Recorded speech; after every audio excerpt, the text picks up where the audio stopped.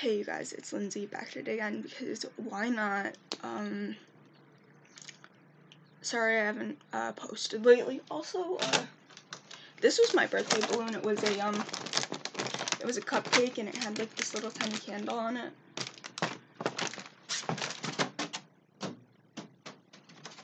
Just go back in the corner where you belong. There you go. It's good. Okay. So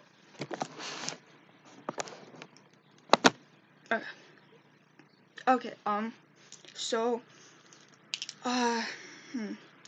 last night I went to my old school's band concert. It was very interesting. I ran into a lot of people that I knew. I don't think many of them were too happy to see me because they didn't think that I would show up. And a lot of people were pretty pissed that I was there, even though they can't control where I go. Plus, it's a public school, so they can't do anything about it. I would put these earbuds in while recording, but the thing is that the mic is all staticky when I do, so I'm not gonna do that. My black earbuds that I had broke, again. I once again went out and bought another pair, and once again the speaker blew out because, you know, they're dollar-store earbuds, so of course they're gonna blow out as soon as you get them. Like, a week after you get them, they break. So, the mic sucks on this, so not gonna use it. Pretty soon I get my braces off. I'm pretty excited about that. Nothing's really new in life, Lindsay, besides the fact that, you know, saw a lot of people that hated me yesterday, and they weren't too happy to see me. You know, were their families, probably.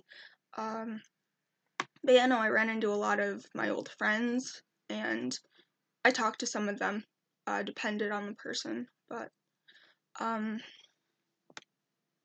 saw a lot of people that I used to go to school with, and, yeah, I just don't think that they were too happy to see me. Because each time that I, like, walked past them, they, like, gave me a death stare, and I was like, yeah, I'm in your school. What you gonna do about it, huh? Fight me, nerd. Like, seriously, like, and the thing that probably makes me most mad is that, like, a lot of the teachers last year, when I told them that I was doing online school, they doubted me. They were like, you're gonna come back to, like, our school, like, you're not gonna stay in online school. Like, no, every single student that we've known that has done online school absolutely hated it and said that it was too hard and that they decided to switch back to a brick and mortar school. And I was like, well, I'm doing absolutely fabulous. Thank you very much for your opinion. But here, let me tell you something. Where I go now, I don't have to deal with all of the drama and the bullies. So I don't have to deal with all of the BS that I had to deal with. Plus, my teachers are absolutely amazing. They help me whenever I need it. The students are grand. They make me laugh. It's a lot of fun. The classroom is very educational. Like, online school is not as bad as people say that it is. And maybe there are other schools that are bad. Like, I'm sure that there probably are not good online schools, but the one that I'm going to is absolutely amazing. I'm going to K-12's ISMI. It is basically, ISMI stands for Insight School of Michigan. So, it's a K through 12 okay, it's a K through 12 program, and it's very educational, and it takes, of course, obviously, students K through 12, so preschool and up, until you're in 12th grade, and then you graduate, you know, it's all good. So basically, ISMI is a school that does not tolerate bullying, and the one thing, there's only one, there's only one thing that I don't really like about it, but it's understandable. basically, how do I explain this? Like, so because we're in an online school and we can't see each other like face to face, like when we like private message each other or like text each other, it has to be for one in the classroom because you can't email students. You can only email teachers, and when you like type to a student, you can't put any of your personal information or your email or your social media. You can't do that because it's against school rules. So if you get caught doing that, or if you get caught doing anything like inappropriate or bad, you're obviously probably going to be either suspended from, I don't know what you do if you get in trouble on an online school. Do you get kicked out? I don't know. But it's not as hard as people think that it is. Like, online school, yes, it's more challenging, but it's actually easier once you get the hang of it. I'm doing more complicated things than my school is right now. I have had people that I have had to go to help for, and I've asked a high schooler that's in a 10th grade class, do you know the answer to this problem? And they literally texted me, hell no, I don't know anything about this. This is something that I absolutely never learned. And my voice is going frog, whatever. So yeah, I'm doing things that 9th graders that are currently in high school don't even know how to do.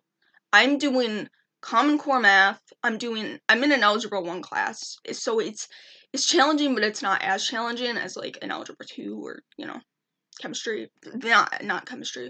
What's geometry. Geometry. Like there are AP classes obviously for math, and I'm sure that people in those classes know what I'm doing, but like only people in ISMI will understand like what we're working on, because I guarantee you that anyone in an actual brick and mortar school will have no clue what the hell we are learning, because it's not super complicated, but it's kind of complicated, but at the same time it's kind of easy. I don't know how to explain it. Like it's hard for some people, but for some people it's medium, and for some people it's really easy. It just depends on the person and, like their knowledge of math. Like Common Core math is really advanced now, so sometimes it's really complicated, but sometimes it's also super easy. It depends on what kind you know.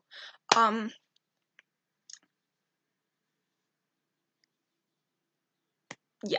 Anyway, basically what you do in an online school is it's obviously all virtual, so all you have to do is just log on at 8 a.m. Fridays, it's a half day, so you log on at 10. No, you log on at 8, your class starts at 10, because for every single day, you have to put in 7 hours. So as long as you put in 7 hours in your day, you're okay. But what really is great about Fridays is that it's always a half day. Your classes start at 10 and they end at 1. And then if you have like a government class or like an art class, it's every other week. So sometimes you'll have your classes 10 to 1 on a Friday, or sometimes you'll have them 10 to 1, and then you have to wait until your other class starts at 2:30 and then it ends at like 3:15 or 3:30. It's not that complicated, it really isn't. Monday, Tuesday, Wednesday, and Thursday are obviously probably, they're not the best days of the week, but they're not the worst. Basically, what you do is you log on at 8 a.m., you get ready, your classes start at 8:30. My schedule goes from, my schedule changes sometimes. So, like, for Fridays, I have English first, then algebra, then history, and then Spanish. And then if it's other week, I have art club. On Fridays, that is. On Monday, Tuesday, Wednesday, and Thursday, I have algebra, English, math support, history, Spanish, nights learn, and if it's a Monday or Wednesday, I have foundations. So I have 7 classes.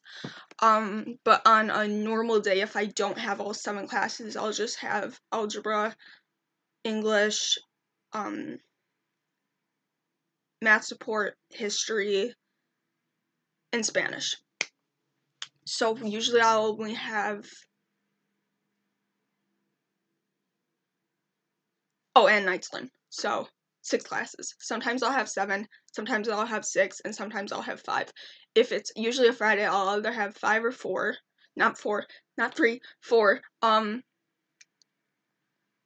But yeah, no, it's honestly not that hard. Like, it's great because all you have to do is basically pay attention to what you're learning in class, and all you have to do is take notes and, actually study and do the work and actually pay attention and work with your teachers. And if you need to ask a question, you can obviously ask a question. There are literally what we call the polling tools. So basically, how do I explain this? When it's time to go into your class, there is something called Blackboard Collaborate. So when you go into your ISMI, excuse me. Okay, so like when you log on to k12.com, you obviously like log in, and then it pulls up all of your information, like your classes and everything, and like what you have to do for the day. It has a section where it will say today, week schedule, or missing work, or I mean overdue work. So, and then up top from that is your account and then your email. So you always have to check your email.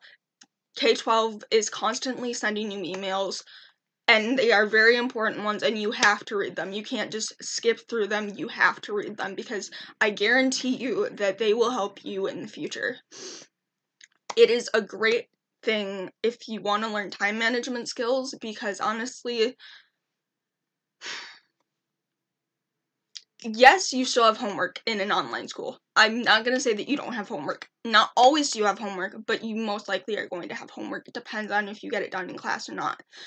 Because, the classes sometimes go pretty fast, and, there are, like, a lot of people, and there's a lot of questions going on, and, there's a lot of private messaging teachers and everything, and, like, it doesn't get crazy, but, like, it doesn't get complicated. It's honestly super easy, but it depends on how you view it and how you want to interact with your school. I'm literally dedicated to it. So, like, my mom gets me up at about 6 or 6:30 every single day, and I will usually be online school until about 10 or 11 at night, but that's my choice. See, on, like, a regular school day, my schedule for Monday, Tuesday, Wednesday, and Thursday would start from 8:30, and then it'd end at 3:15. So, obviously, that's, like, a normal day. But I choose to go over and above, and here's why.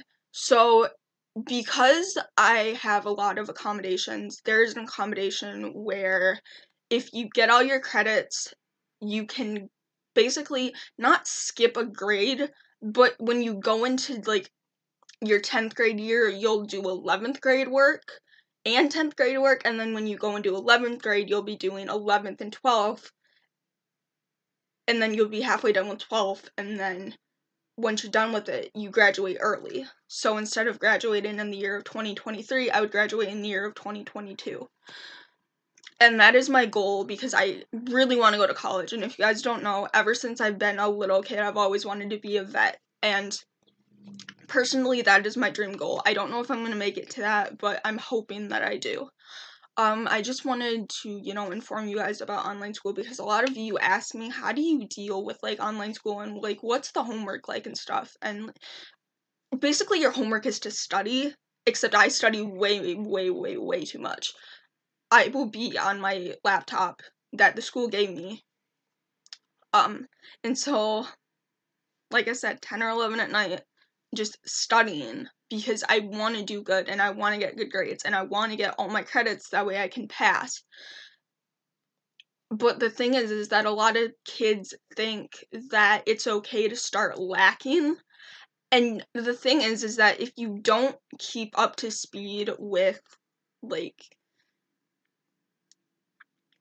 all your assignments, you're obviously gonna get behind, but the thing is that you can't really get behind unless you're really not trying and you really don't care. And here's why.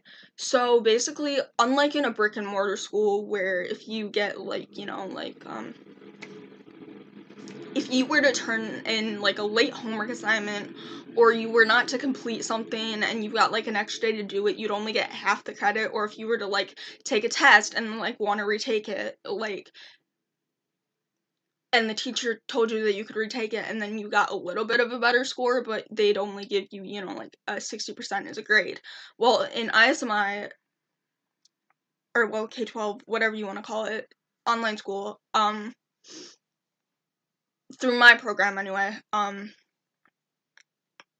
all of our assignments are done online. Sometimes we'll use Word, sometimes we'll, like have to create slides and stuff. It's really not that difficult. It's not as difficult as it sounds. So basically everything that we do, all of our homework and all of our work is online, but basically we do all of our work in class. So if you have homework, you're not paying attention and you're not trying. And here's why you can't get behind. So because of that overdue thing that is like up in the corner and how all of your assignments are literally listed on your like what we call our locker, all of your assignments are listed there, and there are these little circles, and if they're white, it means that you didn't do the assignment, but if it has a green check in it, it means that you did the assignment and you're done. And the thing is that if you were to turn in an assignment late, all you have to do is, as long as it's before Friday, you can go into that overdue section and you can look through it. And if you have no overdue assignments, that's great. But if you have an overdue assignment, just do it and then you'll get full credit for it. Like, I'm not even kidding. Like, they're gonna give you full credit for it. And if you turn in, like, an essay or something late, then maybe you're not gonna get full credit. It all depends on possibly, like, the teacher and the school that you're in. But when it comes to tests and quizzes, if you get a bad grade on something, you can easily retake it as long as you study for it again. And if you get a better grade, it takes whatever highest grade you got and puts it in there as your grade. You get full credit, you get the highest score that you did, and you get a better grade. And it's honestly not that complicated.